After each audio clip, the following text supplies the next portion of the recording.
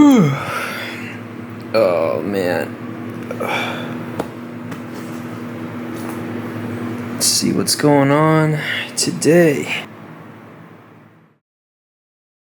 Hello guys, so I am going to be making a video about what the last story was about. Basically, should you be a photographer now, like questions that you have. So send me any questions if you want to start photography or if you're new about like how to photographer. Okay. Did anyone respond? Oh my god. Okay. It looks like we are going to be answering some questions from beginning photographers today. I'm gonna make some coffee before we get started.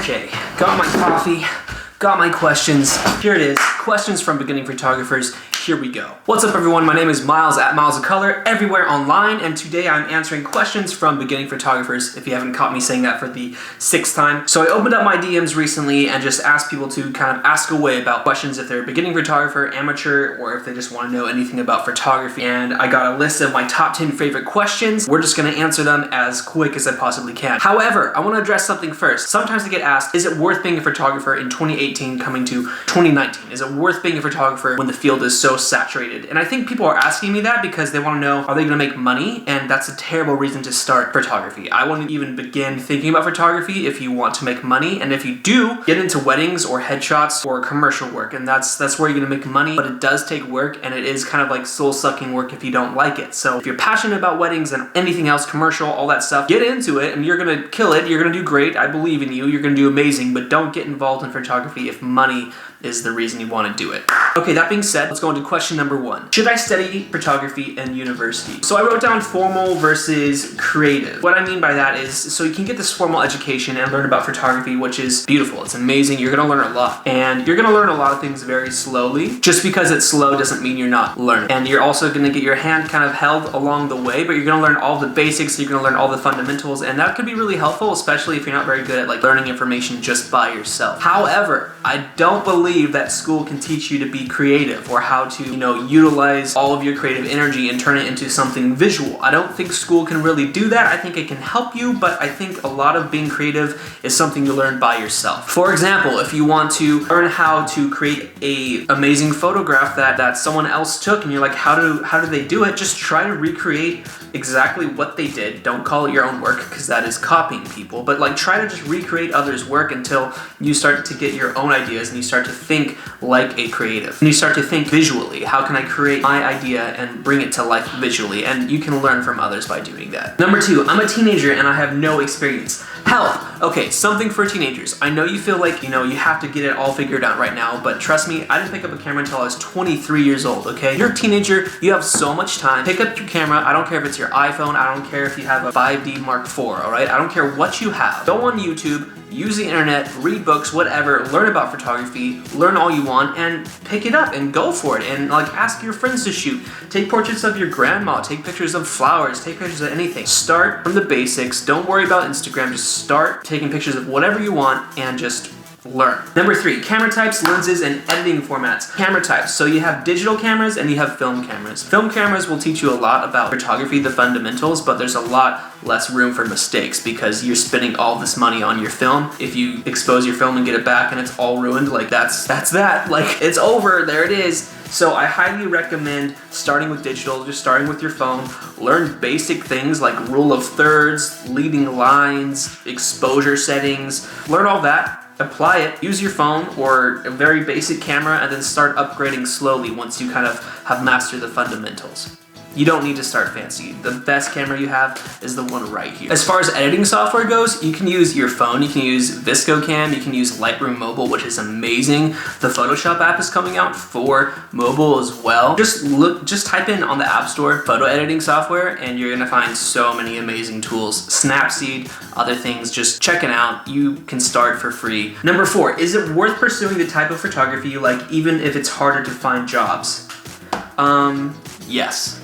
So I do want to kind of address what I said earlier in this video. You shouldn't be getting involved in photography if it's all about the money, but if you're very passionate about a specific part of photography, like if you're really into portraits or if you're really into concert photography, or pursue that. It's so much better to like find your niche and be really good at that one thing and just go ham and like be yourself. And I'll talk more about that later. Like, yes, it's very important to diversify, but it's also very important to be good at one thing, like really good at one thing. Number 5, should you focus more on buying an expensive lens or a camera? Okay, so this might be a little controversial of a question for me to answer, but I think lens over camera, because cameras, they get updated like every like 2-3 years if you're lucky, and lenses, they kind of stay around much longer. And if you buy a really nice piece of glass, you will be chilling for like years, okay? So if you're shooting on like a Canon T3i and you have a Sigma 35 1.4 art lens, you're gonna be having amazing quality photos even though that camera is like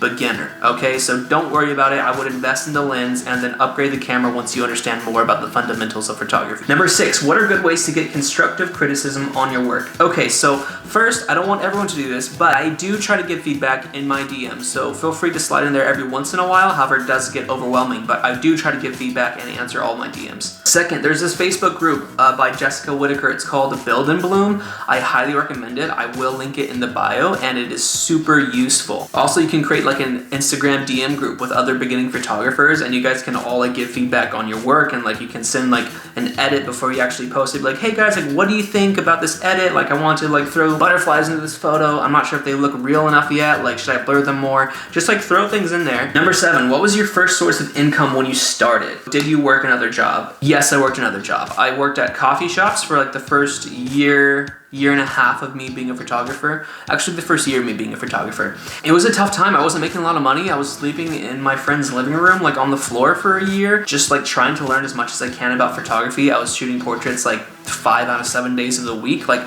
shooting so much and learning so much, and that was my only focus. I understand not everyone can go in like that, but it was very important that I had a job because I could not be charging for those portraits because I was terrible. I was not good. It was my growing experience. My first sources of income when I started was I actually did start charging people for portraits, and they did start paying me because I was at that level. This was towards the end of me working a job and being a photographer at the same time. Number 8, do you have any tips on making photography your full-time job? So I talked about this earlier, and there's 2 ways to do this: diversifying your income as a photographer and also developing your niche market. Your niche market should be probably like at least 50% of your income. So for me, it's like working with artists, creating album covers, doing like one photo for a client where it's like a very special photo just for them, and it like kind of encompasses their entire brand. And then there's diversifying your income, where I shoot for bloggers and I don't even edit their photos. I just show up, I charge them per look, and after the shoot, I give them back their SD card, I get paid, and it's like, it's good, it's over. I also get hired to do headshots that I don't even have to edit as well, and just little gigs like that. Also, Instagram influencer things.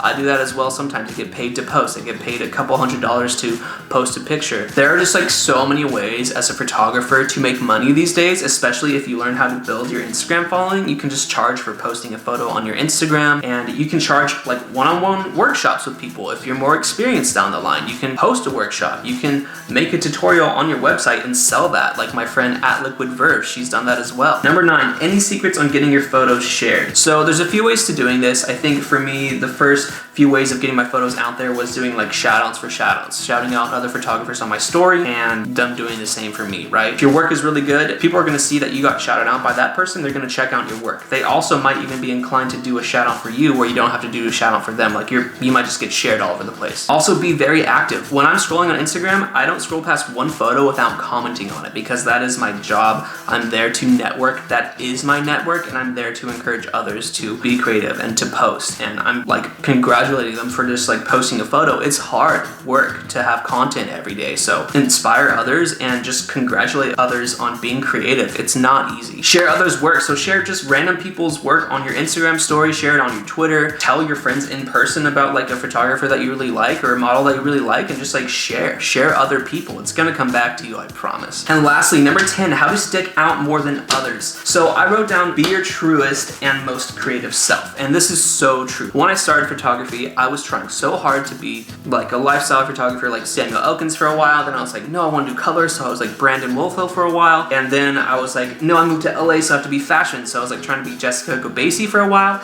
And now I've just settled in of like, you know what I love? I love being creative. I love doing really kind of weird, funky edits and just making people think about what I just posted and make them stare at the photo for a while and wondering how I did that. That's what I love doing. I love making people stop and look at the photo and just get lost in it for a second because it's this fantasy world that I've created. So that's my true self. If your true self is like creating a really amazing outfit and having a model pose in it in like a really dope location, that's your true self. Be your truest self and be your most creative self, and I promise that you will stick out. All right, guys, I hope these tips were super helpful. If you have any comments or suggestions for other photographers, please leave them in the comment section down below. Give me a thumbs up and follow me on Instagram at Miles of Color, everywhere online. Hit me up on Twitter as well. I love to have conversations with you guys there, and I will see you in the next video.